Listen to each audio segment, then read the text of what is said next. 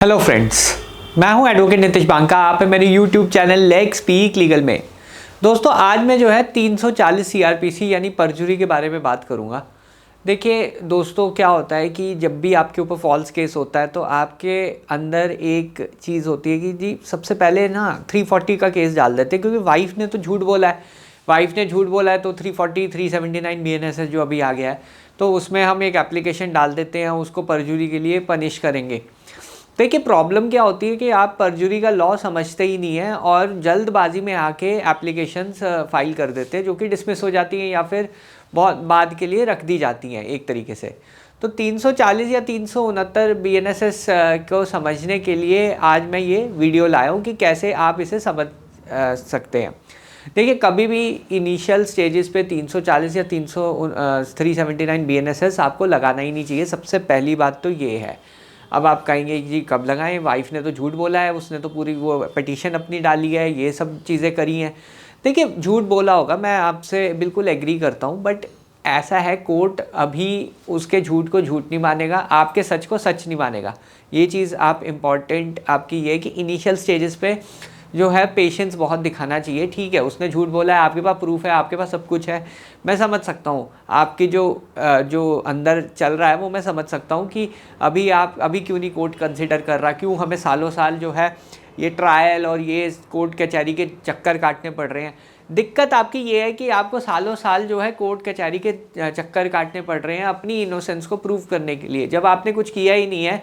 और आपके ऊपर अगर झूठा आरोप होगा तो लाजमी है कि आप अपना डिफेंस और या फिर अटैक जो भी है आप कुछ ना कुछ करेंगे कि कुछ ना कुछ होना चाहिए हमारे केस में, और हमें जो है बेनिफिट मिले, हमें जो है बाइज्जत बरी और ये केसेस ख़त्म हो, वाइफ को कुछ ना मिले। ये सब चीज़ें आपके अंदर चल रहा है, मैं समझ सकता हूँ, बट लॉ जो है ऐसे काम नहीं करता। फिर आप लॉ या सिस्टम को बोलते रहिए कि ये सिस्टम ऐसा है, सिस्टम वैसा है, पर आपको अगर समझ नहीं होगी सिस्टम की तो आपके अगेंस्ट ही सिस्टम काम करेगा। सिस्टम को अपने फेवर में काम कराने के लिए आपको टेक्निक्स और स्ट्रैटेजीज़ की ज़रूरत होती है। आप बिना स्ट्रैटेजी के कुछ भी कोई भी वीडियो देख के अगर आप कोर्ट में चले जाएंगे, इनफैक्ट मैं खुद कह रहा हूँ, मेरी वीडियो देख के अगर आप कोर्ट में चले जाएंगे तो बहुत गलत कर रहे हैं आप। आपको अपना केस जो है सीरियसली लेना है। एक वीडियो या फिर एक स्ट्रैटेजी से आपका केस जो है बदलने वाला नहीं है।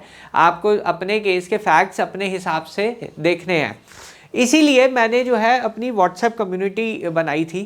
1 से 1.5 साल हो गया है और इस कम्युनिटी में अभी 4 से 5 हज़ार मेम्बर्स को मेरे साथ जुड़े हुए हैं डायरेक्टली, और उनको जो है इन्फॉर्मेशन, स्ट्रैटेजीज़, क्या क्या चीज़ें करनी चाहिए, क्या क्या चीज़ें नहीं करनी चाहिए, सारी चीज़ें हम डिस्कस करते हैं उस ग्रुप में। एक बहुत बढ़िया नॉलेज का फोरम है। मैं ये कहूँगा कि आजकल इतना सोशल मीडिया में इतने लोग मैट्रिमोनियल पे ही कंटेंट बनाने लग गए हैं, पर क्लैरिटी फिर भी नहीं मिल पा रही है। तो ये एक ग्रुप है जो आपको क्लैरिटी भी देगा, आपको राइट डायरेक्शन देगा। एक तरीके से ये जो इतनी नॉइज़ है उसमें जो क्लैरिटी का काम हम कर रहे हैं।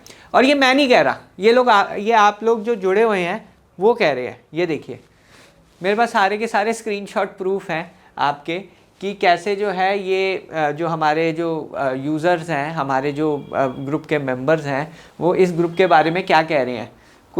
अभी 6-7 हफ्ते पहले ही मैंने इन सब से फीडबैक मांगा था कि कैसा चल रहा है। क्योंकि देखिए सालों साल जब आप फॉलो करते हैं कंटेंट को, उसमें जो है स्ट्रैटेजी निकालना बहुत मुश्किल हो जाता है। तो ये एक ग्रुप है जो मैंने डेडिकेटेड किया था कि हमें जो है मैट्रिमोनियल इशू आपकी लाइफ से सॉल्व करना है, और वो पर्पस के लिए मैं आगे बढ़ रहा हूँ। देखिए इसमें मैंने जो है इन्होंने कहा कि आर्टिकल, वेबसाइट, व्हाट्सएप सेक्शन, ये सब इन्होंने की वजह से इनको राइट डायरेक्शन मिली, नेविगेट किया इन्होंने, एंड मतलब थैंक्स कर रहे हैं एक तरीके से। ये देखिए फिर ये वाला देखिए, ये जो विक्की सिंह करके हैं, इन्होंने कहा कि हमारा जो डर है वो ख़त्म हो गया, और जो व्हाट्सएप ग्रुप है वो अच्छी तरह गाइड कर पा रहा है। फिर ये है कि हमने जो व्हाट्सएप की जो स्ट्रैटेजी है, व्हाट्सएप ग्रुप में जो स्ट्रैटेजी है, उससे आरटीआई और एविडेंसेस कलेक्ट किए। तो मतलब इतना फ़ायदा हो रहा है लोगों को, और मतलब एक तरीके से रिज़ल्ट्स, जो हम कहते हैं ना रिज़ल्ट्स नहीं मिल रहे, हम इंफॉर्मेशन कंज्यूम कर रहे हैं, रिज़ल्ट्स नहीं मिल रहे, उसके लिए मैंने ये जो है इनिशिएटिव शुरू किया। और मैं बहुत डेडिकेटेडली इस ग्रुप के साथ जुड़ा हुआ हूँ और इन्फॉर्मेशन शेयर करता रहता हूँ और स्ट्रैटेजीज़ वगैरह बताता रहता हूँ अपने। अगर आपको भी इसका पार्ट बनना है, कुछ नहीं करना आपको, डिस्क्रिप्शन बॉक्स में जाइए, लिंक पे क्लिक करिए और इस ग्रुप का पार्ट बनिए। नेक्स्ट, तो अब मैं 340 पे वापस आ जाता हूँ। देखिए क्या है कि 340 CRPC जो है स्ट्रैटेजी एक बहुत इंपॉर्टेंट स्ट्रैटेजी है। आपको समझ ही नहीं है 340 की, तभी आप जो है फेल हो जाते हैं इस स्ट्रैटेजी में। समझ क्यों नहीं है? क्योंकि इसमें कुछ स्टेप्स हैं। ये स्टेप्स को अगर आपने फॉलो नहीं किया, आपका 340 369 BNSS ख़त्म हो जाएगा बिल्कुल ही। सबसे पहला स्टेप है कि आइडेंटिफाई करना परजुरी। परजुरी क्या है? हर छोटी से छोटी चीज़ परजुरी नहीं होगी। अगर उसने एड्रेस गलत दे दिया एफिडेविट में, वो परजुरी नहीं कहलाएगा। या कुछ अगर टाइपोग्राफिकल एरर कर दिया, वो परजुरी नहीं कहलाएगा। परजुरी हमेशा मटेरियल फैक्ट्स पे होता है। जैसे अगर उसने अपनी इनकम हाइड कर दी है और आपको पता चल गया कि वो कहीं कमाती है, सपोज ये सिनेरियो है, तो वो परजुरी में आएगा। क्वालिफिकेशन हाइड कर दी हैं और बाद में आपको पता चलता है ये है। इन्वेस्टमेंट्स हाइड कर दी है, प्रॉपर्टीज़ हाइड कर दी हैं। ये सब जो मटेरियल फैक्ट है जो केस को डायरेक्टली इफेक्ट करता है, वो सब परजुरी में आ जाता है। तो पहले तो आपको आइडेंटिफाई करना चाहिए कि ओथ पे क्या स्टेटमेंट दी गई है। सिर्फ पिटीशन फाइल करने पे आप परजुरी की एप्लीकेशन नहीं डालेंगे। यहाँ पे अंडर ओथ मैंने वर्ड यूज़ किया हुआ है। अभी अंडर ओथ में जो इम्पॉर्टेंट चीज़ इसमें ये है कि ये तो या तो किसी एफिडेविट पे हो या एग्जामिनेशन चीफ कोर्ट में हो या फिर रजनीश वर्सेस नेहा वाले एफिडेविट में हो। तो ये अंडर ओथ जो पहले स्टेटमेंट होनी चाहिए। सिर्फ पिटीशन फाइल करने पे आप 340 लगा देते हैं, वो गलत है।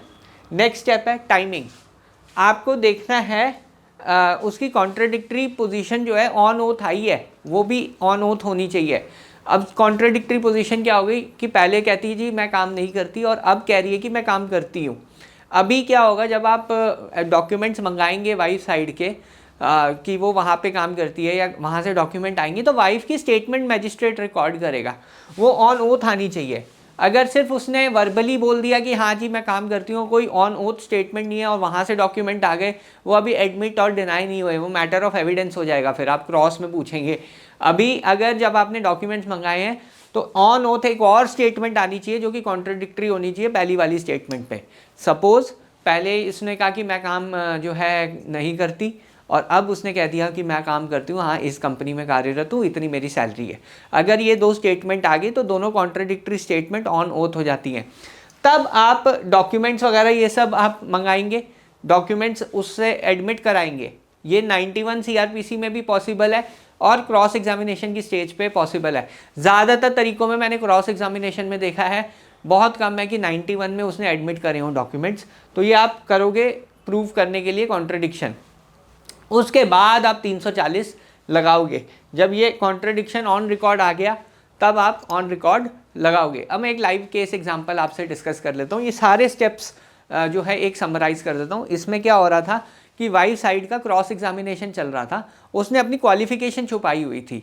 तो हमने जो है सबसे पहले ऑन ओथ उससे स्टेटमेंट लिया कि उसकी ये क्वालिफिकेशन नहीं है, उसने एडमिट कर लिया। फिर हम डॉक्यूमेंट्स लेके आए, डॉक्यूमेंट्स भी उसने डिनाई कर दिए।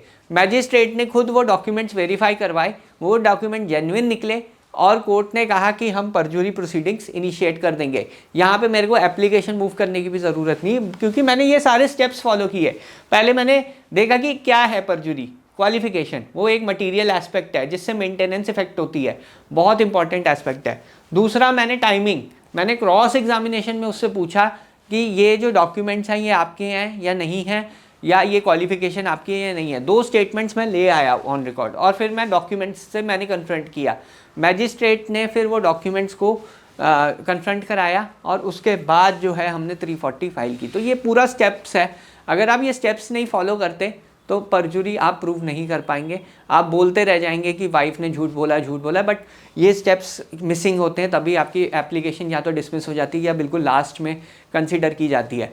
बहरहाल वीडियो देखने के लिए बहुत बहुत धन्यवाद। अगर आपको ये वीडियो पसंद आई है तो मेरे चैनल को प्लीज़ सब्सक्राइब कीजिए, वीडियो को लाइक कीजिए। एक और चीज़ मैं आपको मेंशन करना चाहता हूँ कि अगर मेरे पास एक 340 की गाइड और जजमेंट है, अगर ये आपको गाइड और जजमेंट चाहिए तो मेरा डिस्क्रिप्शन बॉक्स में डिटेल्स हैं, आप मुझसे कनेक्ट कर सकते हैं और मैं आपको ये गाइड और जजमेंट प्रोवाइड कर सकता हूँ।